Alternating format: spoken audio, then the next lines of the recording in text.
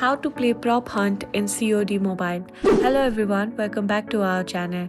If you are looking to spice up gameplay in Call of Duty Mobile, you're in the right place. Today I'm going to show you how to play Prop Hunt in COD Mobile, so let's dive right in. First thing first, keep in mind that Prop Hunt is a seasonal game mode. It usually appears during the holiday season, specifically at the end of the year. So if you are looking for it, make sure you check around that time. Now, if you want to play Prop Hunt with your friends, you will need to create a private match. You need to go to your game.